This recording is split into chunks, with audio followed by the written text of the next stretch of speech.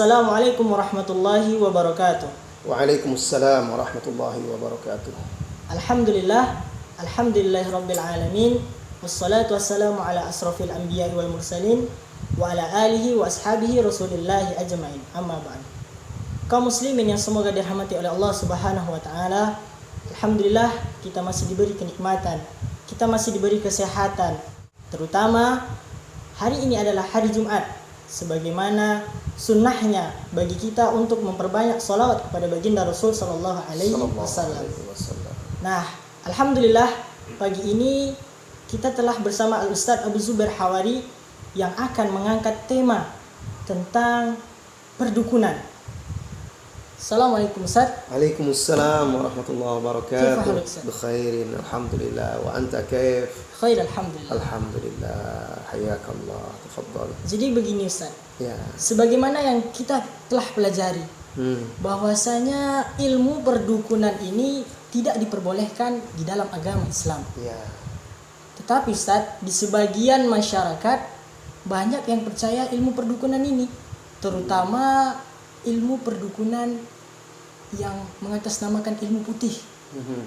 Karena banyak sebagian masyarakat ini yang tertolong oleh mereka, Ustaz. Nah, dan juga ada juga yang namanya ilmu hitam. Nah, ini bagaimana dalam pandangan Islam ini, Ustaz? Ya.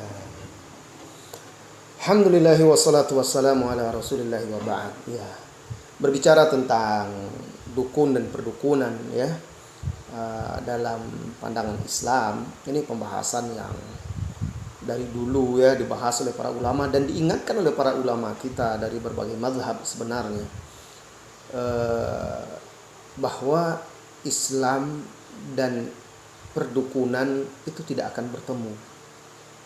Artinya apa? Artinya tidak ada perdukunan dan tidak diakui di dalam Islam karena bertentangan dengan akidah. Ya, banyak sekali ya hadis-hadis Rasulullah sallallahu alaihi wasallam yang menegaskan hal seperti itu. Misalnya hadis Rasulullah sallallahu alaihi wasallam yang diriwayatkan oleh Imam Muslim, "Man ata arrafan aw kahinan", barang siapa yang datang kepada arraf itu orang yang mengaku mengetahui perkara yang gaib. Nah, au kahinan itu dukun. Ya, begitu juga tahu perkara yang gaib dan bisa mengobati orang dan segala mengaku seperti itulah. Fasa'alahu, lalu dia bertanya kepada dukun tersebut atau tukang sihir tersebut, an syai'in, tentang sesuatu, fasaddaqahu, lalu dia mempercayai perkataan dukun itu, lam tuqbal salatuhu 40 yauman. Tidak diterima salatnya selama 40 hari. Subhanallah.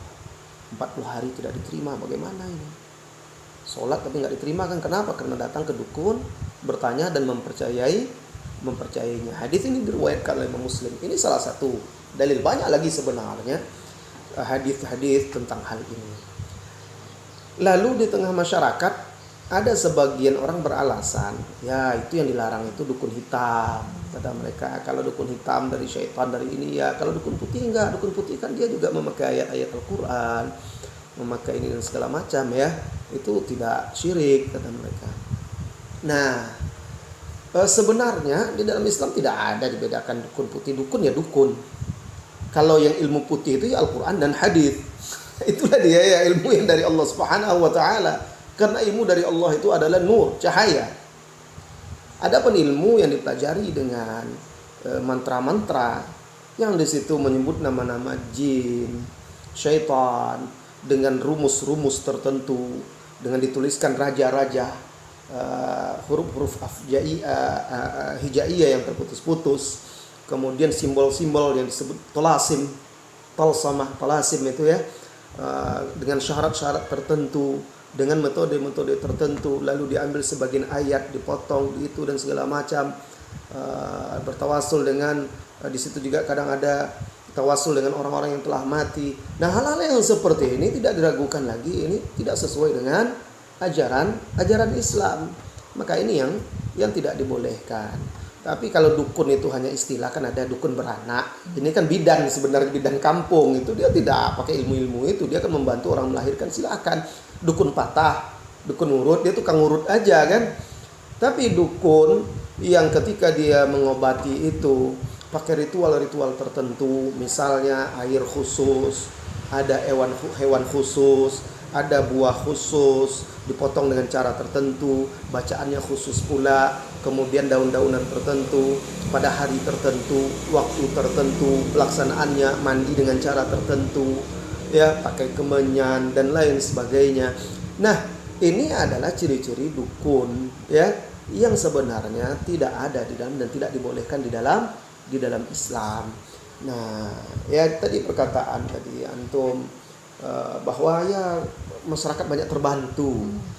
Sebenarnya masyarakat banyak terbantu ini tidak juga. Kenapa? Karena mereka itu hanya tersugesti dengan keyakinan mereka kepada dukun itu. Orang kalau sudah yakin sesuatu, dia merasa sehat, padahal enggak sebenarnya. Makanya berulang kan. Nah, apalagi pakai syarat-syarat. Saya pernah menyaksikan pengobatan salah seorang dukun, ya. Waktu itu dia mengobati perempuan. Perempuan itu dimandikan di tangga rumah. Syaratnya seperti itu, yang mandikan dia. Pakai kain saja. Ini kan sudah tidak sesuai dengan Islam. Kemudian di situ ada syarat-syarat, ada dibakar lilin, kemudian ada air dari berapa muara, dan adalah potongan-potongan apa tertentu. Ya memang terdengar dia membaca ada kul huwallah, tapi sudah itu dipelankan yang lainnya. Entah setelah dicampur dengan bacaan-bacaan yang lainnya. Nah, ini metode-metode yang sebenarnya adalah metode-metode dukun.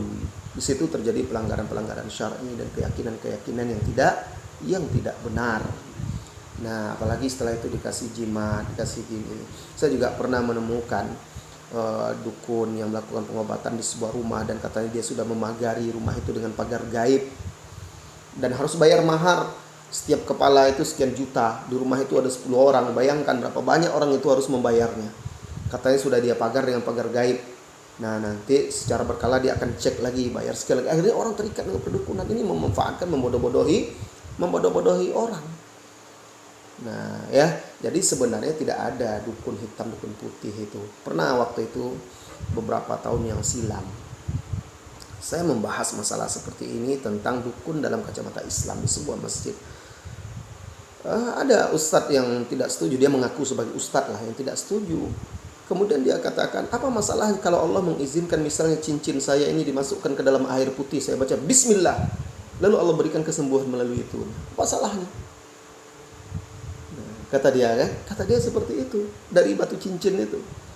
Nah, salahnya apa? Salahnya menjadikan batu cincin ini sebagai media obat yang dianggap memiliki kekuatan, meyakini dia bisa memberikan manfaat dan mudarat.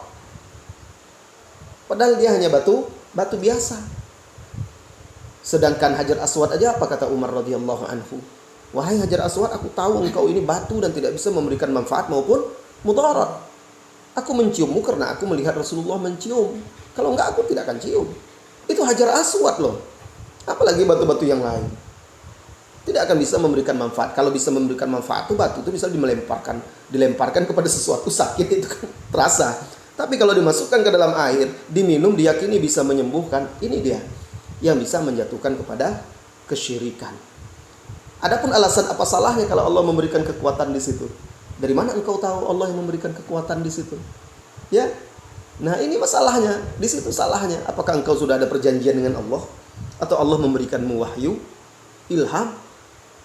Ya, sementara Nabi SAW tidak ada mengobati dengan batu. Padahal Rasulullah SAW itu diberkahi oleh Allah Subhanahu wa Ta'ala. Nah, jadi ini ya sebenarnya, jadi tidak ada di dalam Islam itu perdukunan. Jadi tadi ada hadis yang membahas tentang orang yang mendatangi dukun. Nah, tidak diterima sholatnya selama 40 hari. Nah, ini sholatnya yang akan dia kerjakan atau sholatnya sebelumnya nih, Ustaz? Yang akan dia kerjakan selama dia 40 hari itu tidak ada sampai dia bertobat. Tapi kalau dia bertobat ya kepada Allah Subhanahu wa Ta'ala, tentu diterima sholatnya. Ya. Kemudian juga terkait masalah perdukunan ini, kadang-kadang orang kan katanya, tapi ternyata ada yang sembuh tadi ya kan? Ya kan? Pergi ke situ ada yang sembuh. Ya tidak masalah, ada yang sembuh, Allah memang menginginkan sembuh. Ya, cuma Allah kan memerintahkan kita adanya sesuatu terbukti itu bukan berarti dia benar. Ini harus kita ketahui juga. Miras ada haram, tapi dia tidak boleh. Sihir itu ada, bisa menimbulkan efek, menimbulkan mudarat dengan izin Allah. Ya, bisa mencelakai orang dengan izin Allah, tapi bukan berarti dia itu betul. Jadi kalau ada buktinya, ada orang sembuh, berarti dia betul. Enggak begitu. Yang betul itu yang sesuai dengan Al-Quran dan hadis. Dan kalaupun dia betul itu sembuh dengan izin Allah, bandingkan dengan yang tidak sembuh, berapa banyak. Jadi pernah datang seseorang kepada Rasulullah Sallallahu Alaihi Wasallam dari Ibnu Abbas ya, dari Muawiyah bin Hakam. Dia berkata, Muawiyah bin Hakam, wahai Rasulullah Sallallahu Alaihi Wasallam, innani hadithu ahdi bil Islam. Aku ini baru masuk Islam. Wa qad jaa Allahu bil Islam, dan Islam telah datang kepada kami. Wa inna minna rijalan ya'tunal kuhan. Di daerah kami ada orang-orang yang suka mendatangi dukun. Lalu Nabi Sallallahu Alaihi Wasallam berkata, la ta'tihim, jangan datangi mereka.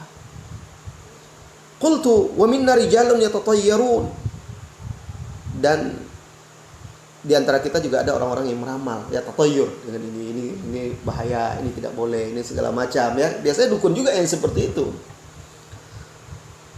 Qal Nabi sallallahu alaihi wasallam menjawab, dzaka syai'un yajidunahu fi sudurihim fala tusaddiqhum. Itu adalah sesuatu bisikan-bisikan yang mereka rasakan di dada mereka, maka bisikan dari syaitan. Jangan percayai mereka. Hadis diriwayatkan oleh Imam Muslim. Nah, sahabat ini bertanya tentang orang-orang yang datang kepada dukun. Kata Rasulullah sallallahu alaihi wasallam, la ta'tihim.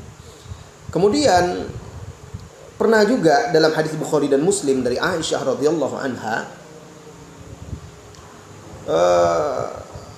Rasulullah sallallahu alaihi wasallam pernah ditanya tentang dukun, beberapa dukun yang terkenal di masa itu. Maka beliau menjawab, laisu bisyai'in. Itu tidak ada apa-apanya itu. Kata Rasulullah sallallahu alaihi wasallam, mereka menjawab, ya Rasulullah, innahum yuhadditsuna ahyanan bisyai'in fayakunu haqqan.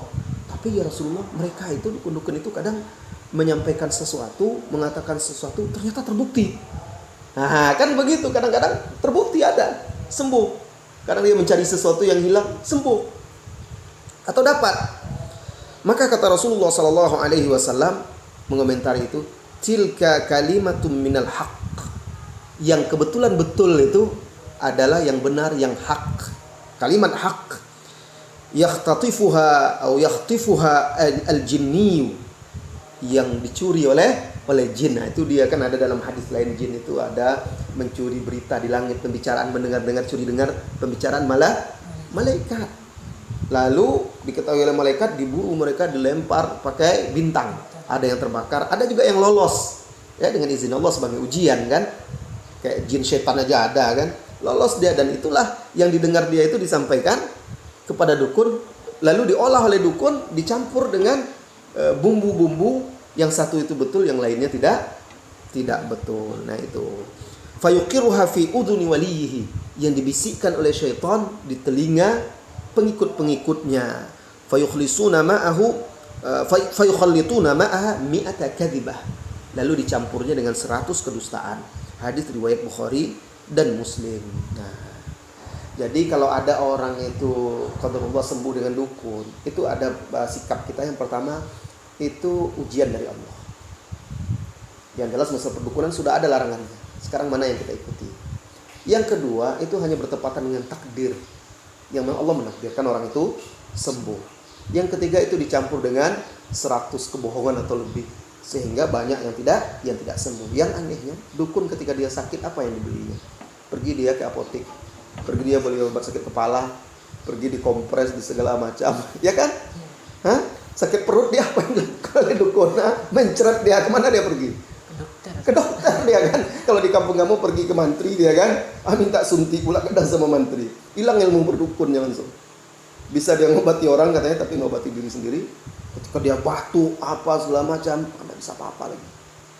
Dan kadang-kadang itulah yang menyebabkan akhirnya banyak orang yang terbuai oleh dukun itu berobat, nanti dukun itu mengatakan oh ini begini, akhirnya terus sakitnya semakin parah. Nah, sakitnya semakin parah, lalu akhirnya tidak terobati. Kadang seperti itu, ada kejadian-kejadian seperti itu.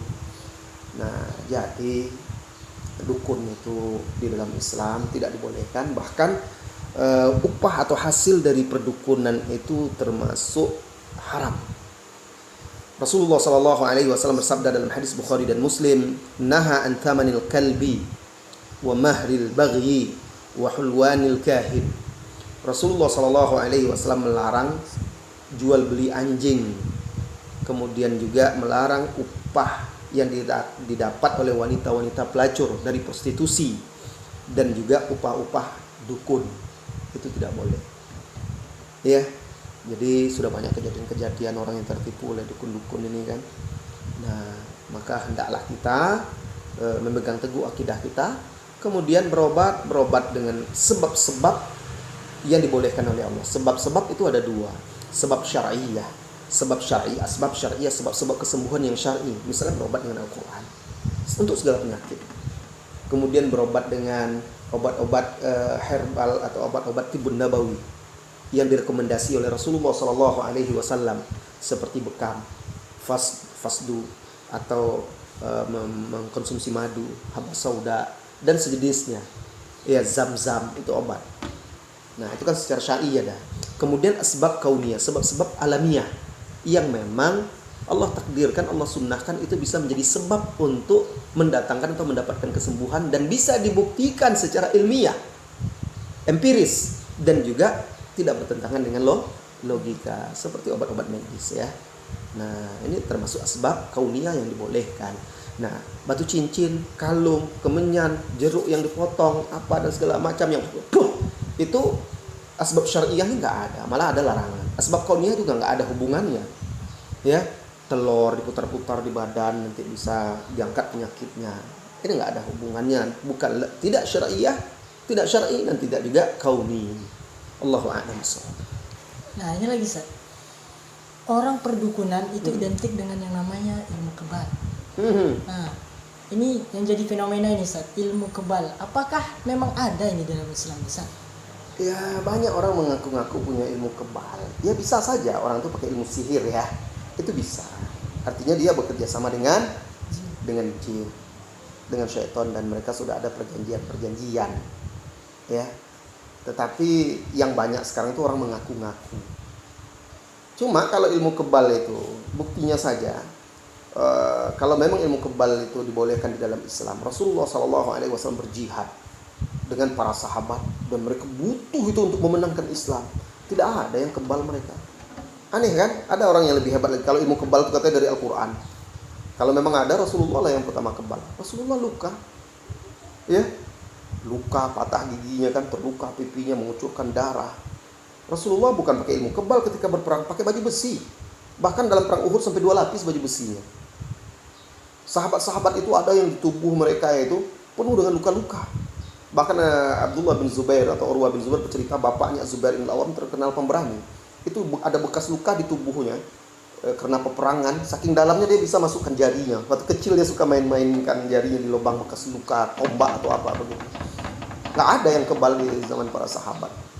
Mereka adalah orang yang paling mulia. Ya, kalau ada ilmu kebal itu mereka lah yang lebih dahulu tentunya menggunakannya. Nah, jadi kalau ilmu kebal itu orang-orang kafir juga bisa, banyak atraksi-atraksi seperti itu ya, orang Hindu, orang Buddha, orang apa dan segala macam. Nah, seperti itu. Jadi nggak ada. Bahkan kalau memang kebal, kita coba dengan jarum saja, kita bacakan ayat-ayat Allah, insya Allah nggak ada kebal. Ya. Nah, berarti tidak ada gitu ya. Ada ilmu sihir. Yang ada ilmu sihir. Ilmu sihir yang mendatangkan ilmu kebal. Katanya mereka pakai ayat ini, pakai ayat itu, ya kan? Itu nggak ada sebenarnya.